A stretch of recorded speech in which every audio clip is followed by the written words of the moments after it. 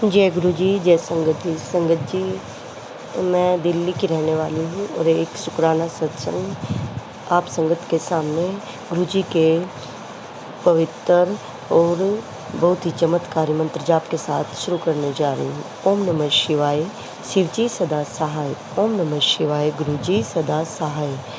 जय गुरु जी, जय संगत जी। संगत जी, जैसे कि मैंने आपको बताया था कि मेरा एक्सीडेंट हो गया था और मेरी स्पाइन में फ्रैक्चर हो गया था, जिसकी वजह से मैं बेड रिडन थी। तो संगत जी, क्या था कि मुझे बहुत गुस्सा आ रहा था, क्योंकि देखो मैं शुरू से थोड़ी धार्मिक प्रवृत्ति की हूँ। भोले बाबा को नहलाना, गुरु जी के मंत्र जाप करना, चंदन लगाना और गुरु जी का जोत लगाना और क्या नाम है पाठ करना, जैसे शिव महापुराण का पाठ करना, ये सब मैं डेली करती थी। उसके बाद ही मैं अपनी ड्यूटी पे जाती थी। तो अब जैसे मुझे चोट लगी तो मैं बोली, तो देखो संगत जी, जब तो बुरा तो लगता ही है कि जब देखो मैं बेड रिडन हो गई बिल्कुल, जिसके पास 1 आवर भी नहीं होता था फ्री, और वो बेड रिडन होकर बेड पर कैसे टाइम बिता रही होगी। मुझे पूरा 2 मंथ हो गए मैं बेड पर ही रहती थी, और जब मन करता तो बहुत रोती थी और कहती थी, हे मेरे भगवान, हे मेरे भोले बाबा, हे मेरे गुरुजी, मैं तो हमेशा आप देवगण की पूजा में ही लगी रहती थी।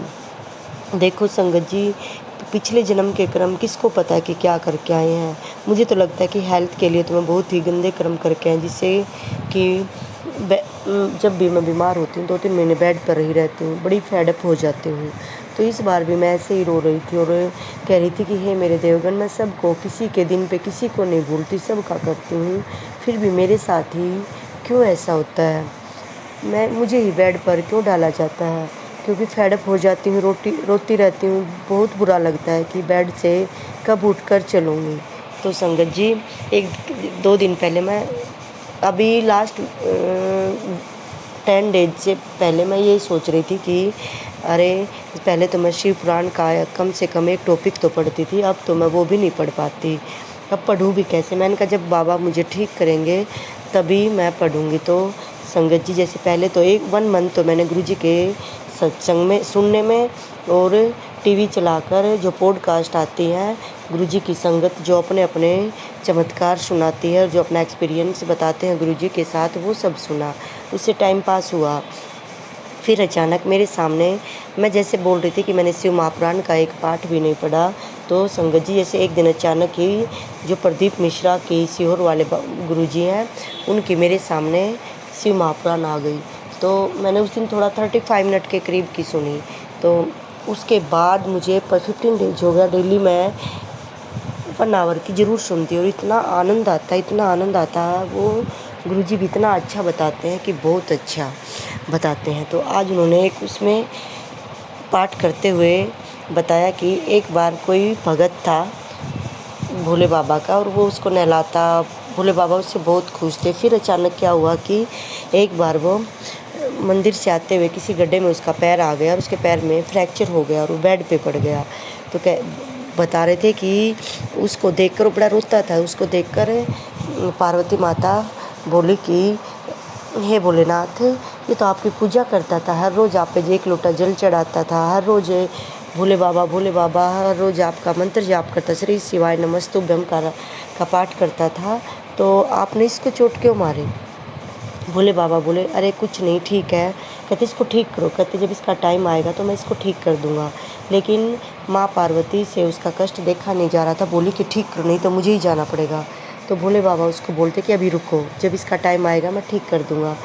तो वो बता रहे थे कि जब भोले बाबा कहीं गए तो माता पार्वती उसके पास गई और उसने थोड़ा जल लिया, उसके ऊपर छिड़का और उसको ऐसे आशीर्वाद देके बिल्कुल ठीक कर दिया। वो बिल्कुल चंगा हो गया, पैरों से दौड़ने लग गया। तो उसके 3 से 4 दिन बाद वह एक जंगल में से क्रॉस कर रहा था, तो तभी वहाँ पे एक शेर आ गया और उसको खा गया। तब माता रानी बोली कि मैं तो उसको जाके ठीक करके आ गई थी, लेकिन उसको तो उस शेर ने खा लिया।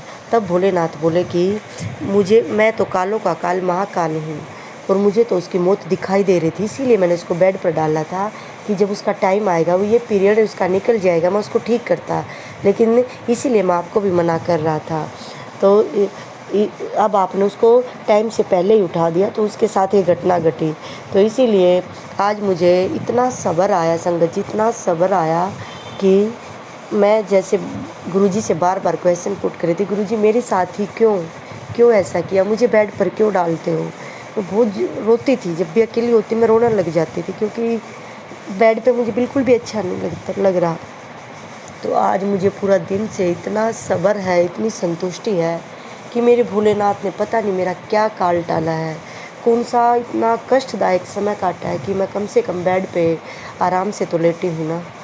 क्या पता इससे कितना कष्टदायक और आना था कि मैं यहाँ मेरे बच्चों में ना होकर कहाँ थी, क्या मौत लिखी थी या कुछ ऐसी घटना लिखी थी कि मैं कम से कम अपनी फैमिली के बीच में बैठकर मैं अपने टाइम तो बिता रही हूँ ना। तो उसके लिए शुक्राना मेरे मालिक, शुक्राना मेरे गुरुजी कि आपने मुझे उसी महापुराण का कथा सुनाई, और जिसमें मुझे ये पता चला कि जो भी होता है वो अच्छे के लिए होता है।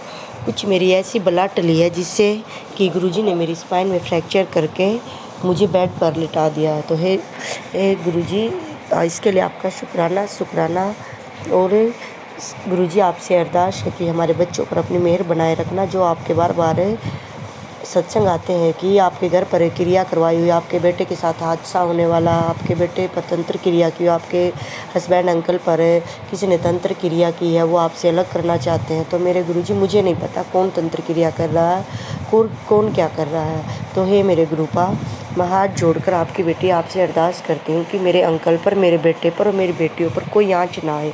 जो कोई तंत्र क्रिया करा वापस उन्हीं के पास पहुँचाए, या किसी उसको कट करो, जैसे भी करना, बस हमारे तक मत आने देना मेरे गुरुपा, क्योंकि हम तो आपके बच्चे हैं और आपके भरोसे ही सब कुछ है। इसके लिए शुक्राना मेरे मालिक, शुक्राना। इसी के साथ संगत जी मैं अपने सत्संग को विराम देना चाहती हूँ और एक अगले नए सत्संग के साथ फिर से हाजिर होती हूँ। ओम नमः शिवाय, शिव जी सदा सहाय। ओम नमः शिवाय, गुरु जी सदा सहाय। जय गुरु जी, जय गुरु जी, जय गुरु जी।